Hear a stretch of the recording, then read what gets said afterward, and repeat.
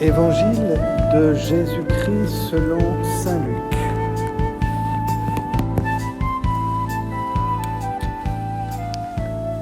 En ce temps-là, Jésus disait à ses disciples : « Imaginez que l'un de vous est un ami et aille le trouver au milieu de la nuit pour lui demander : « Mon ami, prête-moi 3 pains, car un de mes amis est arrivé de voyage chez moi et je n'ai rien à lui offrir. » Et si de l'intérieur l'autre lui répond : « Ne viens pas m'importuner, la porte est fermée, mes enfants et moi nous sommes couchés. Je ne puis pas me lever pour te donner quelque chose. » Eh bien, je vous le dis, même s'il se lève, même s'il ne se lève pas pour donner par amitié, il se lèvera à cause du sans-gêne de cet ami et il lui donnera tout ce qu'il faut. Moi, je vous dis, demandez, on vous donnera, cherchez, vous trouverez, frappez, on vous ouvrira. En effet, quiconque demande reçoit, qui cherche trouve, à qui frappe on arrivera, on lui ouvrira. Quel père parmi vous, quand son fils lui demande un poisson, lui donnera un serpent au lieu du poisson, ou lui donnera un scorpion quand il demande un œuf?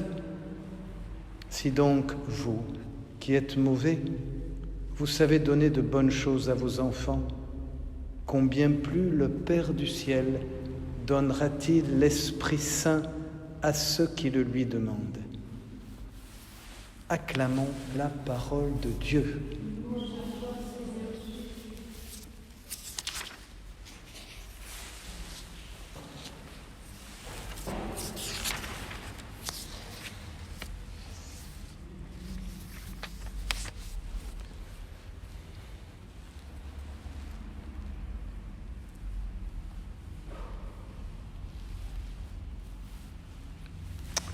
Il s'agit ici de notre relation personnelle avec Dieu.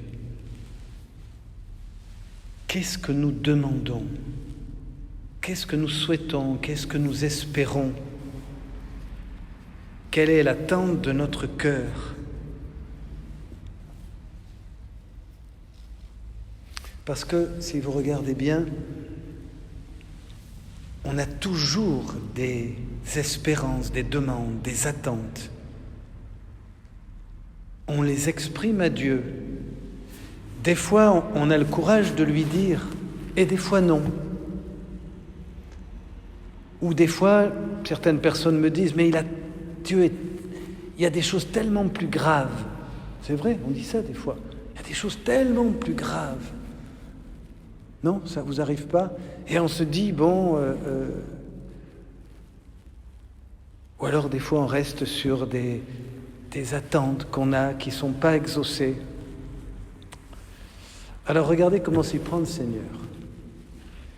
D'abord, il donne cette parabole. On va dire que dans le sens de cette parabole, on pourrait résumer ainsi, il ne faut pas se gêner. C'est ça. Importuner celui qui importune de nuit et jusqu'à s'il n'exauce pas, c'est-à-dire finalement, même s'il n'a pas envie de lui donner du pain, il le fera à cause de son insistance, son sans-gêne. Donc ce qu'il faut comprendre, c'est que il est là pour ne pas se gêner, frapper à la porte, insister, réclamer. Ça, c'est le premier aspect. On va dire peut-être même grossier de se dire ou peut-être réconfortant. Et puis, ensuite, Jésus précise. Donc, demanderez, on vous donnera, frappez, on vous ouvrira. Ça veut dire qu'on va recevoir. Dieu veut donner. C'est ça qui est important. Dieu veut donner, il est généreux. Dieu veut répondre abondamment, c'est ça qu'il faut entendre. Et saint Paul dira, vous voyez, dans une extase, dans une découverte, une lumière de son cœur, il va dire, mais même Dieu donnera infiniment plus que ce que nous pouvons penser et imaginer. C'est merveilleux cette parole de Paul. Tellement plus de ce que l'on peut penser et imaginer. Donc vous voyez, on avance un peu dans cette pédagogie de Jésus. Déjà, on reste sur une demande. Et puis là, on réalise qu'il ne précise pas.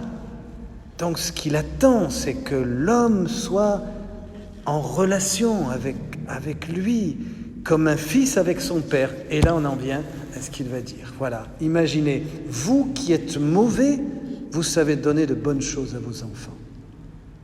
Ça, il faut bien l'accueillir. Parce que mauvais dans la Bible, dans cette parole, c'est pas uniquement celui qui fait le mal. C'est celui qui n'est pas toujours disposé pour faire le bien, qui n'est pas parfait. Le mauvais, dans l'Écriture, dans la Bible, c'est celui qui n'est pas parfait, qui n'est pas saint. Souvenez-vous, Jésus dira « Soyez parfaits, soyez saints ». Le parfait, c'est pas comme nous on le pense, c'est la sainteté, c'est-à-dire « Devenez comme moi ». Donc vous qui n'êtes pas comme Dieu, c'est ça, vous qui n'êtes pas Dieu, voilà ce que dit Jésus, vous savez quand même donner des choses bonnes aux autres. Votre conscience, vous savez faire du bien. Donc l'homme est bon parce qu'il y a Dieu dans notre nature. Nous sommes créés à l'image de Dieu, donc l'homme fait du bien. Combien plus le Père donnera-t-il l'Esprit Saint? Voilà ce que veut dire le Christ. Dieu veut nous donner Dieu. C'est la grande demande. Et l'Esprit Saint, c'est la divine volonté. C'est pour ça que quand Jésus enseignera à ses disciples, il leur dira, quand vous priez, dites, donc demandez, que vienne ton règne sur la terre comme au ciel. Que vienne ton règne. Le règne de Dieu, c'est ce que Dieu veut faire par nous. Voilà, le cœur de la prière.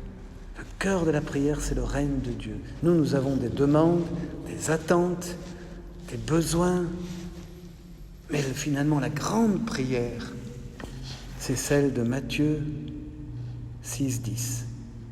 Dites que vienne ton règne. Dans le règne de Dieu, il y a tout. Il y a absolument tout, ce que Dieu veut sur la terre. Mais comment il faut demander? Sans cesse. Jésus dira, quand vous priez, priez sans cesse demander.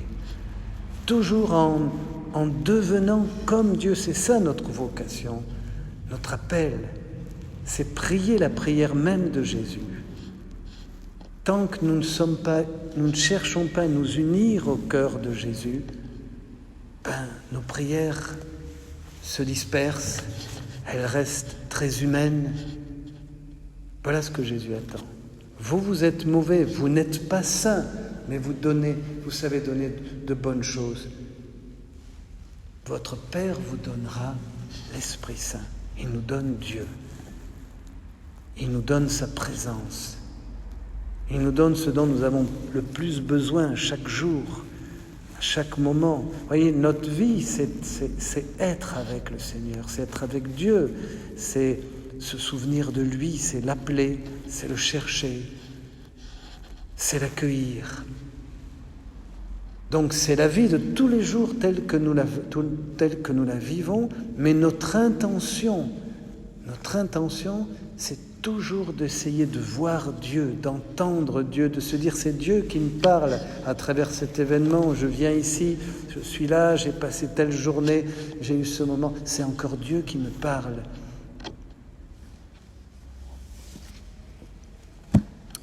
Et Dieu il nous donne sa présence. Il nous donne d'être unis avec lui, de faire qu'un avec lui, d'être dans sa volonté, de le reconnaître. On le reconnaît et on le trouve. de nous souvenir de lui, de nous asseoir, de faire mémoire de ce qu'il a fait aujourd'hui. C'est ça, vous voyez, nous entrons de plus en plus dans cette amitié, parce que ce que Dieu veut, c'est vraiment nous faire découvrir cette amitié. Le cœur de son cœur, c'est que nous sachions, que nous vivions de cette amitié personnelle, intime. Souvenez-vous que dans la Bible, il est dit que Dieu est un Dieu jaloux. Mais cette jalousie de Dieu, c'est la jalousie d'un cœur saint qui aime et qui souffre quand son Fils se perd, s'éparpille, se disperse. Le Père nous donnera l'Esprit Saint. Dieu se donne à nous. C'est ça le grand don de l'incarnation. Depuis l'incarnation, c'est Jésus qui est donné, qui est totalement donné, disponible, qui nous dit « Est-ce que tu veux de moi dans ton cœur, dans ta vie ? Est-ce que tu veux bien m'accueillir ?» Donc faites bien la différence entre faire des prières et vivre avec Dieu. Parce que c'est la confusion. Ce n'est pas faire des prières, rajouter à des expériences de dévotion. Non, c'est s'unir au cœur de Jésus en appelant son règne dans notre vie, dans notre cœur. Et après, nos actes sont les actes mêmes de Jésus. Nos pensées deviennent les pensées mêmes du Christ. Notre prière est celle de Jésus. Alors vous me direz, ben oui, nous sentons notre humanité, nous voyons médiocres, mais il ne s'agit pas de se regarder soi-même. C'est pour ça que saint Paul dira un peu, après toute sa méditation, dans cette épître pastorale, et il nous donnera infiniment plus de ce que nous pouvons penser et imaginer. On ne peut pas rester dans la pensée avec Dieu, parce que notre pensée est étroite, elle est grossière. Dieu veut que nous entrions dans la pensée de son Fils. Jésus voit son Fils et il voit tous les hommes. Il nous voit chacun. Vous voyez, mes amis, c'est immense, c'est merveilleux. Mais nous plaçons la barre très bas, parce que nous nous heurtons, nous nous arrêtons à ce que nous voyons de nous-mêmes et ce que nous voyons les autres, des autres. Nous restons sur tout ce qu'il y a d'humain, de tellement misérable. Or, notre vocation est divine, elle est divine. Voir Dieu, c'est pour ça que saint Jean dirait « nous le verrons tel qu'il est ». Donc, vivre déjà cette parole de Dieu, le Père, combien plus le Père, c'est-à-dire infiniment plus, vous donnera l'Esprit Saint. C'est déjà vivre du ciel, ici. C'est ça, vivre déjà du ciel. Il ne faut pas avoir peur des mots, vous voyez, vivre déjà du ciel, parce que le ciel, nous ne ferons que ça, puisque vivre au ciel, nous serons dans la vision. Là, nous sommes dans la foi, mais nous possédons Dieu. Nous le possédons dans la foi, en vivant avec lui. Il est là au cœur du cœur de notre vie, au cœur du cœur de nos intentions, de nos souhaits, de nos attentes, de nos peines, de nos croix, de nos douleurs, de notre adoration. Voilà ce qui doit contenter notre cœur. La seule chose, vous voyez, sinon tout le reste vaut même pas la peine d'être vécu. La seule chose qui contente notre cœur, c'est ça, cette certitude. Dieu est là. Et là, il vit en nous. Et c'est lui qui frappe à la porte. C'est lui qui réclame qu'on lui ouvre. Vous voyez, les rôles sont inversés. Les rôles deviennent... C'est lui qui est là, qui mendie, qui demande.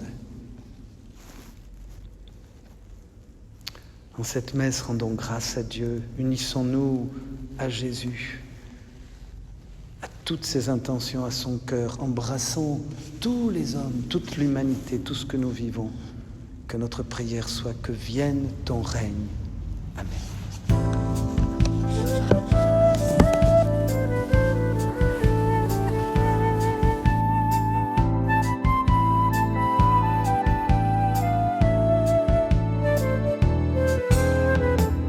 Je vous ai appelé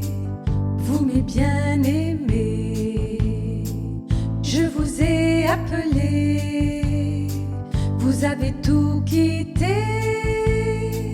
Je vous ai appelé, vous mes bien-aimés.